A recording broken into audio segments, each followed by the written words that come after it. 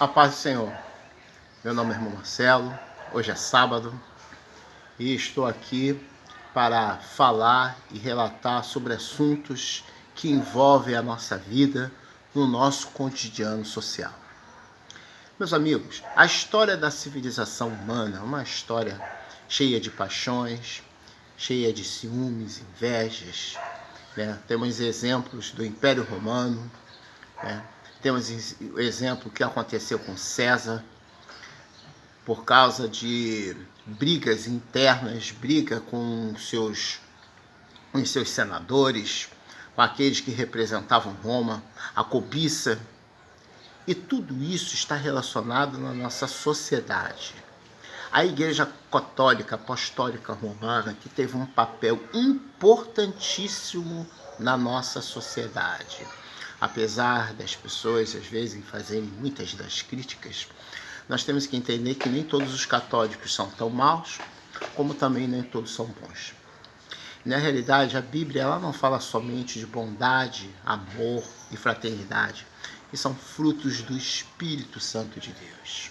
Mas qualquer indivíduo, seja ele de qual sinagoga ele for, que nós aqui temos mais de 6.333 religiões neopentecostais, protestantes, é uma mistura danada, né?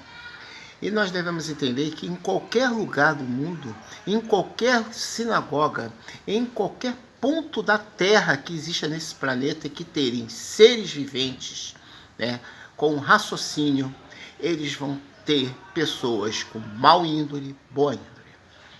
A Bíblia refere-se a pessoas que estão instruídas por Deus, motivadas pelo Espírito e que conseguem, através do Espírito de Deus, serem escolhidos para propagar o Evangelho da salvação, da santificação e da renovação e do conhecimento.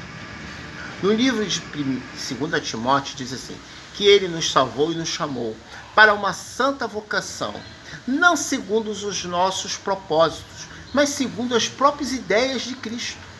Cristo é o idealista de um evangelho, né, proposto à salvação individual, não à salvação coletiva. A salvação coletiva, ela é de um redimento da onde vieram, né, o conselho técnico de Moisés.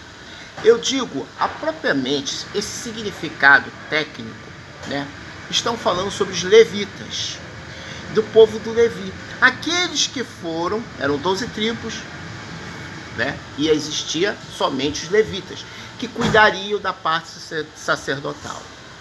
O porta-voz de Deus, o profeta, era Arão, que era um sacerdote profeta da casa de Israel. Os levitas, eles tinham como incumbência levar o quê? Levar todas as tradições judaicas, as partes patrimoniais que patrocinam o Senhor Deus, tá? Eu não estou falando de patrocínio financeiro, estou falando de patrocínio da voz de Deus, das suas celebrações. Isso foram incumbidas ao povo de Israel. Quando as leis de Moisés, né? Quando Moisés desceu, encontrou aquele povo lá adorando aquele bezerro em ouro, né? Alguns dizem que era um cabra, cabrito, não importa, era um bezerro de ouro. E ali então ele quebrou aquelas tábuas e voltou ao Senhor irado, né? Porque o povo estava em rebeldia. E chegando lá, o Senhor deu-lhe uma nova lei. Mas a lei a qual foi colocada para aquele povo foi um mandamento a qual o povo deveria seguir à risca. Meus amigos, vamos pensar. Por que as igrejas, né, após mesmo a Igreja Católica, mantém os vínculos dos 10 mandamentos? Outros dizem, os 10 mandamentos não tem nada a ver com a lei. Mentira, tem sim. Porque os 10 mandamentos foi um castigo. Quem consegue aqui cumprir os 10 mandamentos à risca, eu posso dizer que você é um herói. Você é puro e veio puro para essa terra e nunca cometeu pecado. Ninguém consegue cumprir à risca os 10 mandamentos, né? Não cobiçar, não amar, não, há tantas coisas dentro, não matarás, né? Alguns até exageram, quando a gente mata uma formiga ou um mosquito, diz que você já está matando, mas às vezes você mata uma pessoa com uma palavra. Você sabia disso? As pessoas ainda não passaram para analisar, porque eles pensam, não matar, eu não matei ninguém, eu nunca matei ninguém, mas você matou uma pessoa com uma palavra. Você matou uma pessoa quando você tirou o direito daquela pessoa. Você matou uma pessoa quando você usufruiu alguma coisa, tomou emprestado e não devolveu. Prestem bem atenção no que a Bíblia diz. O justo, ele se compadece e dá. Um ímpio pega emprestado e não devolve. Nós devemos ser justos. E por isso seremos odiados. Seremos odiados dentro da nossa família. Como a Bíblia diz, pai contra filho, filho contra pai, mãe contra filha. Todos esses dizeres bíblicos são reais na nossa sociedade contemporânea. Nós tivemos eras contemporâneas, não é? Eu digo eras, as eras elas continuam. Estamos em pleno século XXI, mas parece que estamos parados no século XVIII, querendo reviver uma monarquia absoluta, aonde, aí eu vou entrar em outra questão, aonde os políticos são aclamados como homens salvadores, prontos a resolver todos os nossos problemas. Porque nós ainda estamos presos nas leis de Moisés. Vocês entenderam? Aonde as pessoas misturam as leis mosaicas, misturam o Estado de Israel, o seu conceito. Vejam bem. Os homens faziam os seus sacrifícios, os sacerdotes apresentavam os bezerros, né, e faziam as suas celebrações. O povo só era ouvido por Deus, ou, bem dizer, porque tinha um homem constituído para isso. Quem são esses homens constituídos? São os sacerdotes, que para mim, pastor, sacerdote, bispo, seja lá o que for, é tudo a mesma coisa. Esses sumos sacerdotes, eles eram incumbidos para a celebração e conduzir o povo ao reino do Senhor. Mas qual era o sacrifício que esse povo deveria fazer? Era um jejum prolongado, tá? Pode ser você pensar, porque houve 3 tipos de jejuns aí, né? Mas vamos falar do jejum mais tradicional, conhecido, passado da Igreja Católica, passado pela Igreja Protestante, né, de Martim Lutero. Nós vemos que as épocas e as evoluções, elas fazem parte do nosso cotidiano, mas nós ainda estamos presos nas antigas leis. O velho homem e os seus velhos ensinamentos, que é você sacrificar a tua carne, você castigar a tua carne, ou você viver sempre da mesma forma. Mas o que é Jesus para a sua vida? O que é Cristo para a sua vida? Será esses costumes? Vou provar para vocês que não. Primeiramente, quando nós vemos os pastores conduzindo as ovelhas, eles sempre dizem que a pessoa precisa mudar, que a pessoa precisa participar de uma campanha, que a pessoa precisa jejuar, que é preciso a pessoa ler o Pai Nosso constantemente. É a melhor oração perfeita. Mas será que ele ensinou para vocês o que é o Pai Nosso? Primeiramente, se você for seguir a risco o Pai Nosso, os mandamentos deixaram de existir. Quando eles tentam reviver e os mandamentos existem, eles existem na norma social das leis, a qual Moisés impôs e foi copiada pela Igreja Católica.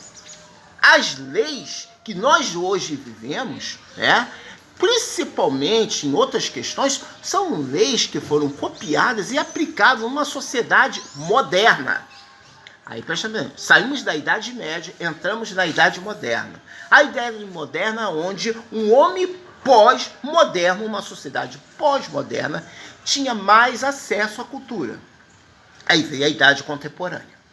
A Idade Contemporânea é uma idade que compõe uma sociedade em crescimento. As grandes cidades, como a França, né, como a Espanha, como a Inglaterra, né? E depois, sucessivamente, com as colonizações, como a 21 de abril de 1500, a Terra Nova, né? A América, assim como a descoberta de Cristóvão Colombo, que descobriu as Américas, também teve Pedro Álvares Cabral, que descobriu o Brasil. E assim, sucessivamente, a América do Sul sendo explorada. Prestem bem atenção, o que foi trazido para nós? As leis mosaicas, as leis que a Igreja Católica conservava. Assim também as igrejas protestantes. Como em 1910, a Igreja Assembleia de Deus foi fundada no Brasil com as leis mosaicas. O mosaquismo faz parte do instrumento social, cultural de nossa época. é através do mosaicismo em que temos as instituições culturais e sociais dos nossos rendimentos. Então, o que acontece? O que nós devemos entender?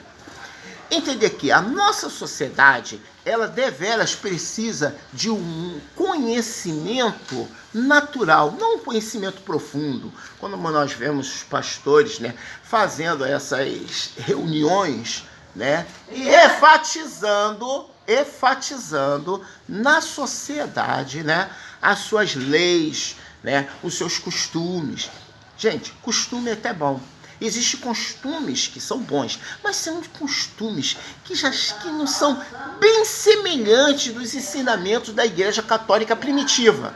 Quem conhece a Igreja Católica primitiva vai entender muito bem que não existe muita diferença entre a igreja que nós hoje vivemos e a igreja que é incorporada no seu conceito. Não importa se você é batista, não importa se você é espírita, não importa se você é católico, não importa se você é da Assembleia, da Presbiteriana, da Deus é Amor, da Universal, seja o que for. Todas essas igrejas, elas colocam alguma coisa no seu coração a qual você tem que sacrificar. Então, se nós ainda temos que sacrificar, cadê os sumos sacerdotes que foram extintos? Quem foi o último sumo sacerdote? Foi Jesus Cristo. Jesus Cristo foi o último sumo sacerdote. No livro de Colossenses, capítulo 8, né? Nós examinarmos todos o contexto, vamos entender que Jesus fez o maior sacrifício. Primeiramente, ele foi preso na cruz por causa de nós. Segundo, na cruz do Calvário, ele recebeu todas as células das ordenanças. O que é ordenanças? São todos aqueles sacrifícios que os sumos sacerdotes faziam perante ao seu povo, para que o seu povo pudesse ser perdoado. Porque assim, o povo não poderia alcançar a salvação. Muito bem. Mas sabemos que a lei de Moisés, assim como a lei mosaica, porque as pessoas sempre fazem essa confusão, né? A lei de Moisés, a lei mosaica são as mesmas coisas. São parâmetros diferentes, porque sabe que Moisés não viveu eternamente. Aí veio Josué, aí veio os outros sumos sacerdotes, que mantiveram a lei mosaica. Então, por mais que a lei mosaica possa ter sofrido reformas, elas continuavam sendo leis. E nós não seremos salvos pelas leis. Nós seremos salvos pela graça. Jesus incorpora a graça. Jesus, ele é o perdão. Jesus é o cordeiro limpo, puro, entregue para nós, para que em sacrifício voluntário na cruz recebesse as ordenanças. Eu já expliquei sobre as ordenanças. Quem são as ordenanças? São aquelas práticas judaicas que você tem que jejuar, que você tem que sacrificar, que você tem que dizimar, né? Décima parte daquilo que você produz, não vou entrar nesse detalhe, que você tem que ir para o monte, que você tem que todos os dias estar ali dentro da igreja, né? Não que eu estou dizendo que você não tem que ir para a igreja, mas veja bem, eles colocam regras. As regras, elas só eram colocadas e incumbidas para os povos levitas, não para as outras tribos. As outras tribos, eles trabalhavam, eles consumiam, eles produziam. Eles não estavam dentro da igreja. Apesar da comunidade receber o perdão, eles não eram incumbidos de estarem ali. Era incumbência somente para os sacerdotes, né? E para os seus serviçais, para os trabalhadores da obra de Deus. Muito bem. Quando Jesus reuniu os seus discípulos, ele foi contra todo esse horizonte mosaicismo. Ele começou a divulgar o reino do Senhor. E ele começou a pregar um novo reino e tirar o pecado da humanidade. E dizendo, nós temos duas referências aqui, e eu vou falar numa só. Quando os doutores da lei, né, queriam pegar Jesus, o que eles fizeram? Queriam pegar Jesus. Pegaram aquela mulher em pecado, mostraram a Jesus, ó, segundo a lei, aquela mulher tem que ser apedrejada. E aí, Jesus, o que você me diz sobre isso? E Jesus sentado, escrevendo ali na areia. E eles dizendo, e aí, Jesus? Jesus estava ali numa bico de sinuca, né?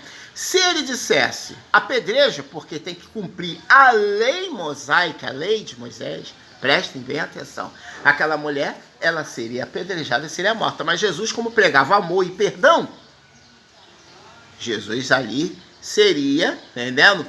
Seria, tudo aquilo que estava fazendo seria derrubado, cairia por terra. O outro ponto, se Jesus perdoasse aquela mulher, ele iria estar contrariando a lei de Moisés, a qual ele mesmo está vivendo. É isso que as pessoas confundem. Porque Jesus, ele veio para viver a lei mosaica, a lei de Moisés. Ele não veio para aboli-la, ele veio para aplicá-la. O que é aplicar? É você aplicar um serviço, terminá-lo e destruí-lo. E sacramentar. As escrituras estão cumpridas. Ele conseguiu cumprir, porque ele foi o único que conseguiu cumprir a lei. Todos eles falharam, até Moisés. Não, Moisés não falhou, falhou sim. Porque quando Moisés feriu aquela rocha, era para ele tocar, ele feriu, por quê? Por causa do nervo, aquele povo, né? Fez que ele se irritasse, e ele feriu a rocha. Então ele não entrou na terra prometida. Então isso é um fato, dizer que a lei e as leis, né? Assim como a própria lei mosaica, os próprios mandamentos, não podem salvar ninguém. Só quem tem poder para salvar é o nosso Senhor Jesus Cristo. Por isso eu volto a replicar lá, que em 2 Timóteo, né, do capítulo 1:9, diz que ele nos chamou e nos salvou com uma santa vocação, não segundo as nossas obras, mas segundo o seu próprio propósito. Então, se você acha que as obras dos homens, as obras mosaicas e os 10 mandamentos, para você é o suficiente, te digo que você está sendo enganado, meu querido. Sabe por quê? Primeiramente, porque nós vivemos pela graça. A graça, ela não pode ser compreendida e nem preenchida por nada. Por quê? Vamos lá, o que é a graça? É fé. A fé é o firme fundamento daquilo que nós definimos e conhecemos. A fé, ela não precisa de ajuda, a fé não precisa de acréscimo. Vou dar agora um exemplo de fé. Estava lá aquele centurião, nem judeu era romano. Ele poderia ser um sargento romano, vamos qualificar ele assim, né? Então, ao ver Jesus, sabendo dos seus feitos, ele teve tanta fé e disse: Senhor Jesus, eu tenho um criado que está muito doente, eu peço para que o Senhor intercedê-lo por ele. Aí ele disse: eu vou lá. Não é preciso que o Senhor vá lá. Por quê? Da mesma maneira que eu ordeno que os meus soldados vão ali e vão aqui, e eles vão, assim também é o Senhor que ordena que os seus anjos façam e eles vão. Quando Jesus olhou para aquele homem, ele disse: e nem toda Israel, olha só, Jesus não disse Jerusalém, Jesus não se resumiu na cidade de Jerusalém. Ele falou: nem toda Israel, eu nunca encontrei tanta fé. E aquele criado foi curado. Meu amigo, se você tem um problema na sua vida, se você tem um desequilíbrio na sua vida, se você tem um desejo de comelança, se você tem uma obsessão de toda hora estar trocando um carro, um celular, se você tem... Porque isso são doenças, gente. Vocês pensam que não são doenças? São doenças. Doença do capitalismo que invadiu o coração dos homens. Se você acha que você precisa estar dentro de um templo enorme e você só não sente bem quando você está dentro daquele templo, entenda que Jesus, ele é o berço de todos os templos, e ele deixou o Espírito Santo Consolador para que pudesse trazer para você uma novidade de vida. Não estou dizendo que não é para você entrar numa igreja, mas eu digo uma coisa para você: cuidado com o que estão te ensinando. Será que eles estão te ensinando o verdadeiro caminho do Mestre? O verdadeiro caminho daquele que veio e trouxe a palavra de renovação, de construção? Porque Jesus, ele derrubou o templo em um dia, e em 3 dias ele reconstituiu o Espírito de Deus. Foi a sua própria morte. Em um dia ali ele derrubou o império do inferno. Em 3 dias ele reconstruiu e trouxe o Espírito Santo de Deus. Meu nobre amigo, se você tem uma enfermidade, se você tem uma doença, Se você tem qualquer coisa que esteja afligindo a sua alma, eu te digo uma coisa, que você deve crer somente naquele que pode te salvar, naquele que pode te garantir a salvação. Então, para terminar, Jesus foi ali crucificado na cruz. Humilhado, recebeu o pecado da humanidade sobre si, as ordenanças, que era o quê? Tudo aquilo que fazia divisão entre o homem e Deus. Então Jesus assumiu aquele compromisso de não precisar que você precise mais de um pastor, que você não precise mais de um sumo sacerdote. Não estou dizendo que o pastor de sua igreja seja incapaz, de dirigir você ao caminho, mas eu te digo uma coisa, ele não pode te salvar, mas ele pode te orientar se ele estiver pregando o verdadeiro evangelho, o evangelho da renúncia, o evangelho da verdade, o evangelho da fé, que não precisa você jejuar, que você não precisa mais, correr atrás de algum santo, ou de algum irmão, ou de alguma oração. Você mesmo pode fazer isso, porque o véu foi rasgado, e nós temos o Espírito Santo de Deus. Agora, fale dentro do seu coração, porque Deus está pronto agora a mudar a sua vida. Meu amigo, minha amiga, cidadãos brasileiros, enquanto hoje os líderes evangélicos tentam criar um grande ídolo para ser o salvador da pátria, eu vos apresento Jesus como o único salvador de todas as pátrias, não somente de Israel, mas também da sua vida. Jesus fez isso em uma única vez, derramando o seu sangue e nos comprando com preço de sangue. Não foi com teu dinheiro, não foi com tua casa, não foi com tua prata, porque Deus não quer a sua casa, Deus não quer o seu dinheiro, Deus não quer o seu sacrifício, Deus não quer a sua subida ao monte, Deus não quer que você se sacrifique, Deus quer apenas que você mantenha o azeite, quer a sua fidelidade, Deus quer que você não peques mais. O que é que ele disse para aquela mulher? Prestem bem atenção, aqueles homens prontos a apedrejar aquela mulher. E ele escrevendo, disse: aquele que não tem pecado, atire a primeira pedra. E continua ali escrevendo. Um é assaltante, outro é mentiroso, outro é prostituto, outro é roubador, outro é enganador. E cada um foi jogando a pedra por fora. E cada um foi se retirando. E ele disse o que para aquela mulher? Vocês sabem muito bem o que ele disse. Cadê os teus acusadores? Nem eu te acuso. Vá, que sua fé te salvou. Não peques mais. Meu amigo, quando na tua vida você crê realmente que Jesus é o seu Salvador, não é mais preciso você se rudimentar, não é preciso mais você se encher de coisinhas que as igrejas colocam. Vista roupa azul, a celebração do Buda da igreja, tudo isso é passatempo. Vá, pegue a tua palavra, pregue e anuncie a volta de Jesus Cristo. E outra coisa, aprenda numa coisa: se você amanhã quiser realmente que sua vitória chegue à sua vida, seja você esse homem, seja você essa mulher. Não espere acontecer, corra atrás daquilo que você acredita, defenda, se instrua, estude, faça uma universidade, faça um curso profissionalizante. Junte o seu dinheiro, mas não pegue o seu dinheiro e dê para vigarista. Não compre vassoura ungida.